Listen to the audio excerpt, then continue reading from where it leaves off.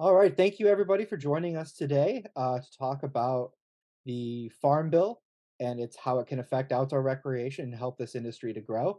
My name is Ben Nasta. I'm a director at the Outdoor Recreation Roundtable, and I am thrilled to be introducing Sean Byrne, who it will be our host today, and who is a former staffer for Senator Schumer and who has extensive experience on running these bills and making sure that they get across the finish line. So, Sean, take it away. Thanks, appreciate it, Ben. Well, yeah, as Ben mentioned, we're here today to discuss the upcoming Farm Bill and some of the enormous opportunities for recreation within that bill. So I will start by introducing our panelists. So we'll go with Taldi. Do you want to introduce yourself first? Sure, thanks, Sean. Talby Harrison. I use she, her pronouns, and I'm calling in from the traditional lands of the Coast Salish people here in Seattle. I'm the Director of Community and Government Affairs at REI Co-op. And at REI, we believe time outside is fundamental to a life well lived. Hopefully, you're familiar with REI Co-op and maybe one of our 20 million members, or maybe you've been to or have your favorite one of our 180 stores across 43 states. But for the last 85 years, we've been stewards of the outdoors and invested more than $125 million in outdoor communities and recreation infrastructure to ensure that everyone can benefit from time outside. And really looking forward to the conversation today. Excellent, thank you, Taldi. Jason Rano, do you want to introduce yourself? Thanks, Sean. Jason Reno, Vice President of Government Affairs at the RV Industry Association and one of the 20 million members of REI Co-op. Um, so RV Industry Association is a founding member of the Outdoor Recreation Roundtable. It's a 100, the RV industry is a $140 billion American-made industry, and RVIA represents 98% of the manufacturers and suppliers for the RVs on the road today. Thanks for having me. Awesome, appreciate it. And lastly, Connor Hall. Great, thanks, Sean. Great to be here today. I'm Connor Hall. I'm the director of Colorado's Office of Outdoor Recreation and Industry. Yes, that is the most fun job in government, I believe.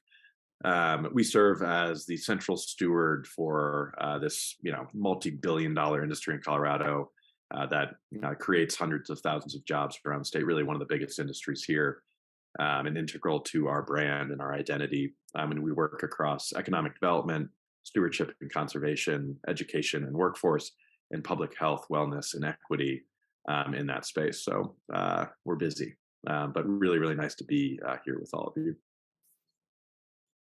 Excellent. Thank you, Connor. Unfortunately, Gordy Blum from the Forest Service is not able to attend today. He's having some technical issues, which perhaps highlights the need to expand rural broadband. So we just want to quickly give you an overview of the Farm Bill for those of you who have not learned or worked on this bill before. The Farm Bill is typically enacted every 5 years. This year, it's set to expire in September 30th of 2023. And it really impacts all aspects of life in rural America, as well as our nation's food supply, economic development, and a whole host of issues. There's 11 titles in the bill. We're going to focus on 4 of those titles today that really have an important nexus with recreation. Those being the rural development title, the forestry title, the conservation title, and the energy title.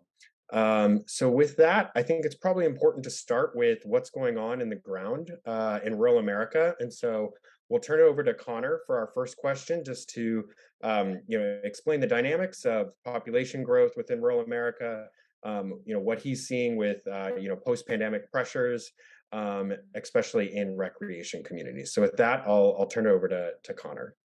Yeah, thank you, Sean. And it's a great question. Probably everyone, certainly on this webinar, being in the OREC space, has seen and felt and maybe participated in this massive growth, or this massive push into more outdoor recreation.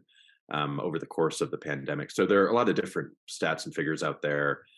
There was a UPenn study that came out that put that growth at about 20% increase over the course of the pandemic of users in the outdoors. There's another number that OIA put out that we ticked up to 164.2 million users, so a 2.2% increase from 2020 to 2021, which is the largest ever 1 year increase. So a lot of facts and figures, but what we know to be true is that so many more people are using the outdoors than ever before. And while that's great, and we want more equitable access to the outdoors, we want everyone to to have that ability to get outdoors. That also comes with how do we do that in a sustainable way? How do we how do we increase the destination stewardship side of that, where we're not wearing these places to death? And we've seen that and felt that strongly in Colorado. Many of our mountain communities especially are feeling completely overrun, and so there's starting to be some backlash to people coming in, and so what we need, I think, quite frankly, is better education around stewardship, certainly, but also as it pertains to a bill like the Farm Bill, is more infrastructure. We need funding to match with the amount of people that are going into the outdoors, and make it safe and sustainable. Again, I'm sure Taldi, Jason, all of you could speak about what that increase has looked like, but we're definitely feeling it pretty strongly here in Colorado. Appreciate that, and that's a good segue to our next question. I'll pass it over to either Jason or Taldi, just to highlight the impact that the Farm Bill can have on rural economy, but also on rural businesses. Yeah, I can jump in. At REI, we believe that the 23 Farm Bill is a really unique opportunity to build upon bipartisan and bicameral work to leverage outdoor recreation's critical role in rural economic development, stewardship of our lands and waters, public health, and climate mitigation and adaptation. And the Farm Bill, as many of you know, has a long history of supporting rural economies, working lands, and communities through conservation, forestry, and rural development programs, as Sean mentioned. And outdoor recreation is increasingly an important economic sector for rural communities. And specifically, as Connor mentioned, because we've seen just an amazing outpour of new users and old users as well. And in 21, it contributed for 862 billion in gross economic output in the U.S. economy. And that's roughly 2% of U.S. Gross domestic product. And the 23 Farm Bill is an opportunity to further enhance support for this sector and ensure sustainable management of natural resources. And in 2018, the Farm Bill acknowledged outdoor recreation explicitly via conference report language, recognizing the importance of the outdoor economy and clarifying that rural development funds can be used for, quote, recreation businesses, facilities, infrastructure, planning, and marketing. And so this language really sets an important precedent for addressing recreation programs via the Farm Bill. And we're really looking forward to working with Congress to expand on that in 23 to help ensure that the Farm Bill includes really strong conservation, forestry, and rural development policies that invest in our recreation infrastructure and access, but also incentivize conservation on private lands, help create jobs in rural communities, and combat climate change. Jason, I'll pass to you. Thank you. Much like we've seen an increase in the number of people partaking in our public lands and in the great outdoors, the RV industry saw a dramatic uptick in participation during the pandemic as well. People wanting to get out on the road, get out of their houses, and experience the great outdoors. And to everybody's point, how do we ensure and how do we continue to ensure that not only are we not loving our public lands to death or overburdening them, but also to make sure that the rural gateway communities that surround these places and that really have a symbiotic relationship with the public lands receive the resources and technical assistance they need to thrive and take advantage of outdoor rec opportunities. And so it's really important when you think about it, if you think about a national park or a state park or other public lands, right? Those public lands don't have the capacity for everybody that wants to camp or RV in the public land. We need those gateway communities and their infrastructure to help support the visitation onto the public land. And the rural communities often thrive because of their placement next to a public land. It only takes unfortunate government shutdowns to demonstrate how reliant those two entities are on each other. And so it's really important in this farm bill to build on what Taldi just said about recognition about outdoor rec, to build on it, to make sure that these rural gateway communities, which see so much visitation and so much economic development, have financial resources, technical assistance, grant programs, and things like that, so that they can continue to thrive. Excuse me, easy for me to say, and welcome and be these communities for outdoor recreation. So I think Taldi and Jason both highlighted, the impact on the rural economy. So what programs do you think should be expanded to promote recreation as a driver of that rural economy? Why don't we kick it to Connor first? Yeah, thank you, Sean. I'll mention two off the top of my head. The first is the Rural Outdoor Investment Act, and Sean, you should probably be the one talking about this because I feel like you were one of the key authors here when you were with Senator Schumer. But it's a really important piece of legislation that is part of the broader AORA package right now, and the key of it really is it provides $50 million a year in recreation and economic development funding. Really focused in three areas. So it's outdoor recreation infrastructure. Example would be, boat ramps, parking at trailheads, increasing campground infrastructure, et cetera. Planning for communities that want to bolster their outdoor recreation economies and help their main streets. And then business assistance, supporting recreation-related businesses. And this would it would flow through primarily the EDA and then also USDA Rural Development and the Small Business Administration. So again, just a really important investment in our rural economies and expanding that infrastructure to meet the needs that we've talked about. The other piece of legislation that probably worth mentioning here is the recreation economy for rural communities, which lives within the EPA. And this is a program that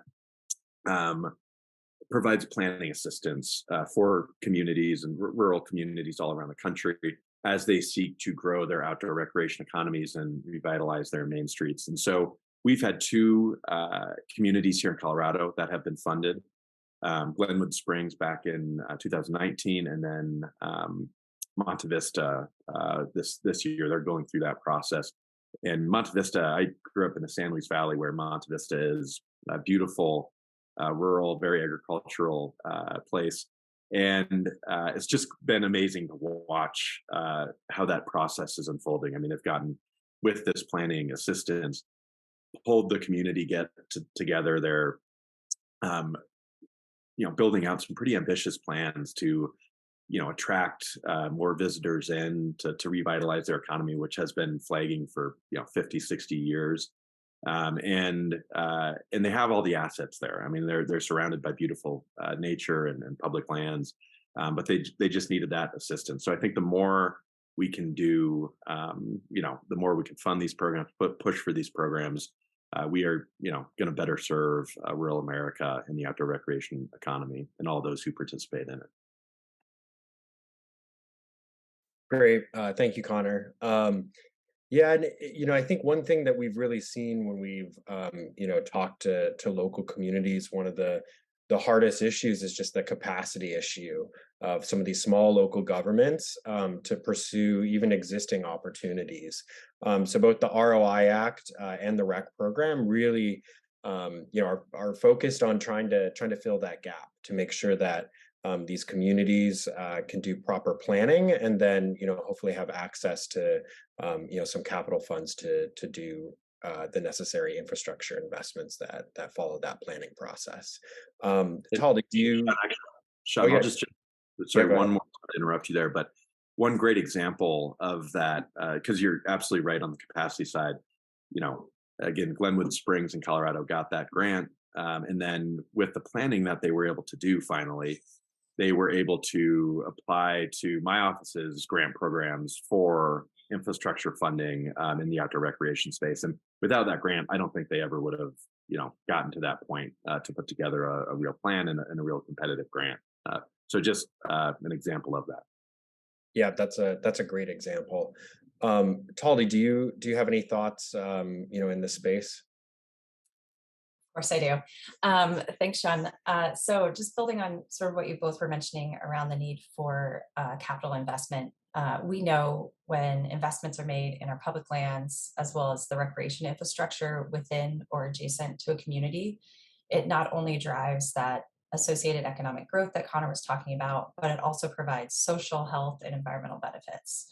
And so it's really a proven strategy for rural America to achieve economic diversification and resilience while still maintaining the cultural heritage and landscape character for some of those small towns across America. And with this in mind, we encourage the inclusion of outdoor recreation into key forestry and rural development programs this year. And the first is requiring the Forest Service to incorporate outdoor recreation into the design phase of restoration projects developed under the Healthy Forest Restoration Act of 2003 or any of the other restoration authority authorized in the Farm Bill. So that after a wildfire or flood or other natural disaster that we're seeing it in increasing numbers on our public lands, the Forest Service has the ability to rebuild trails and restore public lands. We want to make sure that outdoor recreation is one of the top priorities when they're rebuilding and thinking about planning. And while the Forest Service has been pretty good at incorporating outdoor recreation into most of its restoration projects, it's not a requirement. And so we're really looking to change that. And the second is including report language to develop a 10-year outdoor recreation strategy for National Forest in collaboration with other USDA agencies and departments that contribute to rural economic development in local communities. As we talked about, so much of our work really relies on long-term planning so that future generations can enjoy the same outdoor spaces we do now. And requiring the Forest Service to do a 10-year strategy for recreation on our national forests will ideally elevate outdoor recreation and showcase the economic benefits that we're talking about today, especially when these spaces are well maintained and communities across the country are benefiting. Great. So I think we'll switch topics a little bit. So much of the conversations, especially here in DC, have been around electrification. So I'd be curious what dynamics you all are seeing with recreation and the potential for the Farm Bill to address those needs for the recreation community. Jason, would you like to take that one? Sure. Thanks, Sean. So electrification and rural electrification is a really interesting topic right now. The bulk of funding around electrification is tied towards highways right now, but there's also money going into what we'll call kind of community charging hubs in both urban and rural settings. And this is key because in rural settings, it might not always be easy to expand electric service, sufficient electric service to everybody that wants to have a charger at a business or anything like that.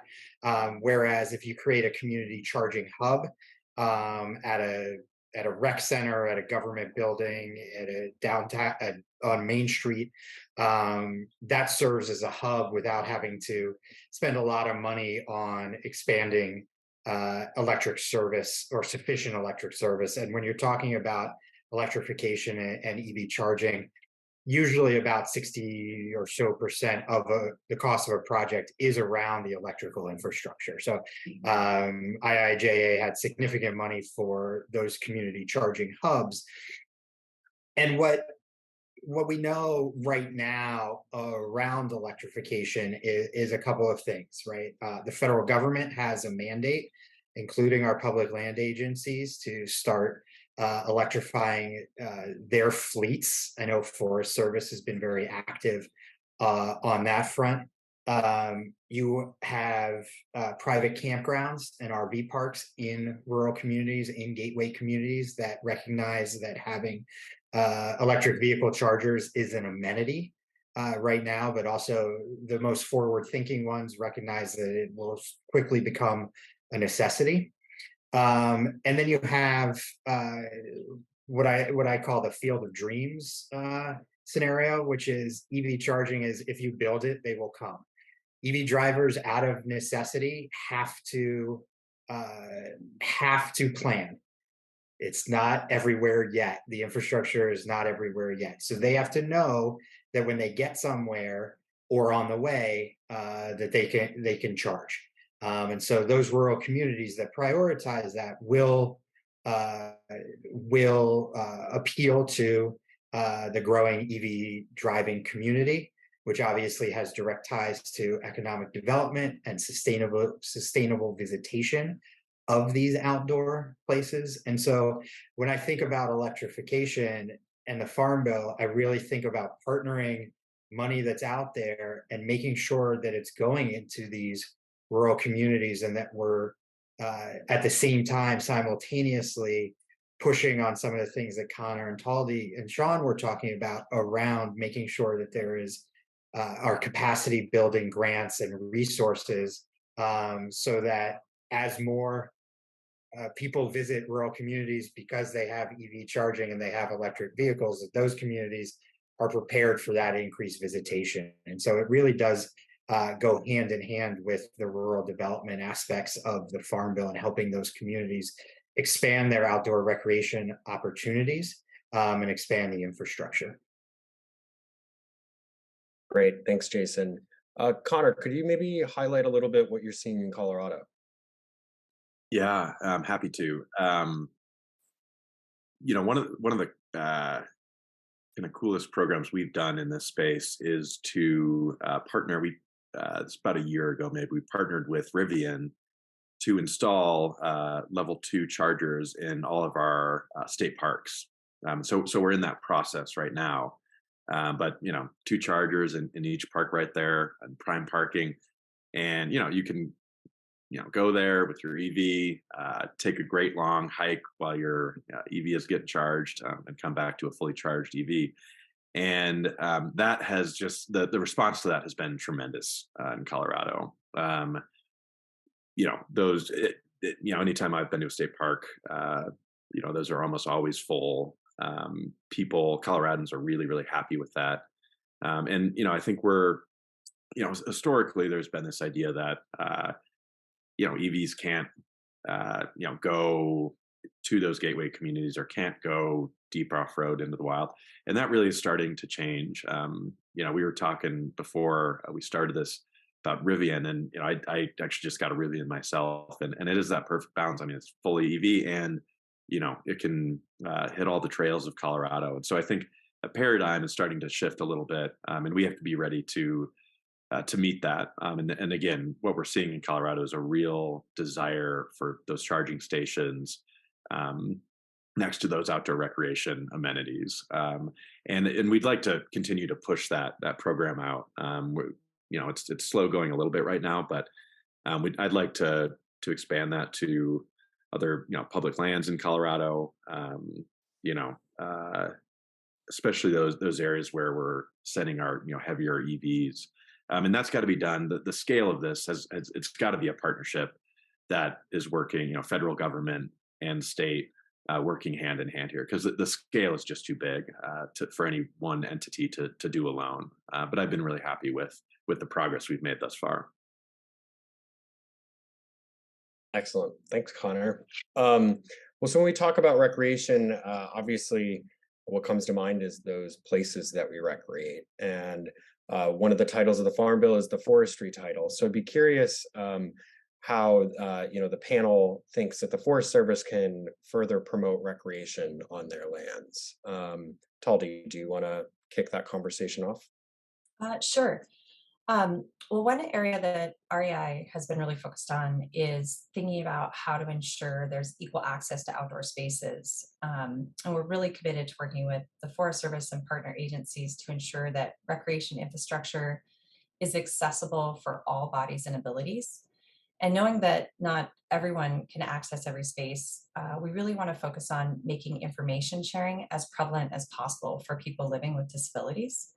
61 million people in the United States, or 1 in 4, live with a disability. So we really need to make our public lands more accessible. And by working closely with agencies under multiple administrations, we're really hoping to help bridge the information gap to elevate accessibility concerns.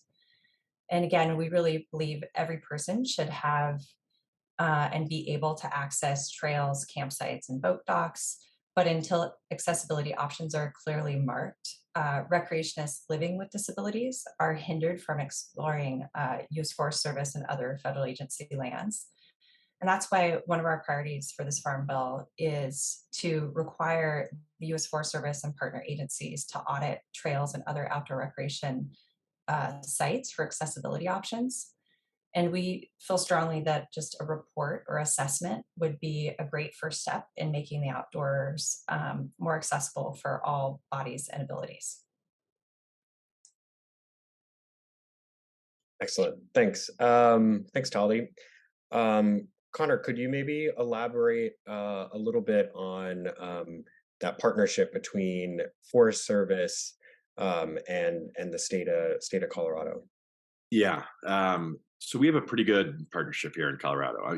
It hasn't always been great, but I feel pretty good about where it is right now. We have some really collaborative superintendents of our national forests, and we have Jason Robertson, who is the kind of manager for outdoor recreation for the state of Colorado, is a super collaborative partner. He's on my advisory committee.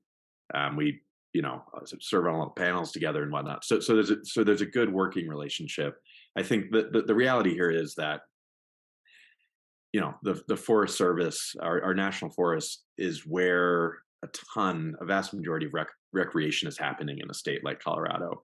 The White River National Forest gets over 13 million visitors a year. So that's more than visitors to Yellowstone and Yosemite combined. It's just a massive amount of people for a 2.3 million acre forest. And so we need to, again, just be really realistic. And this is where recreation is happening. And so from the Forest Service side, there has to be dedicated, staff and attention and real serious attention paid to that, and the resources to help manage that, again, in a way that is sustainable and safe. And to Taldi's point, really prioritizes equitable access. That piece is hugely important for us as well.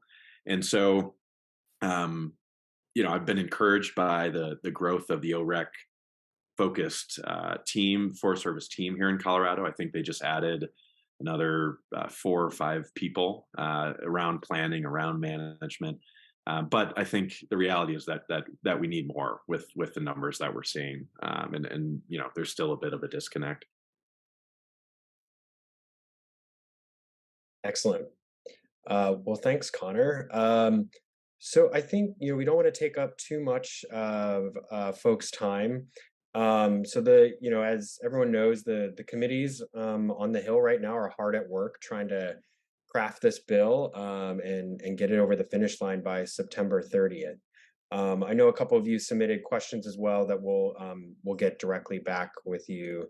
We'll shoot you some answers to those here shortly after we wrap up the call. So want to thank our panelists for taking time out of their day to run through this important topic and have this discussion. And want to thank everyone on this call today for joining and learning more about the Farm Bill and the potential to really drive recreation and the recreation economy. So thanks everyone for your time. We'll hopefully be talking again soon. Thank you. Thank you all. Cheers.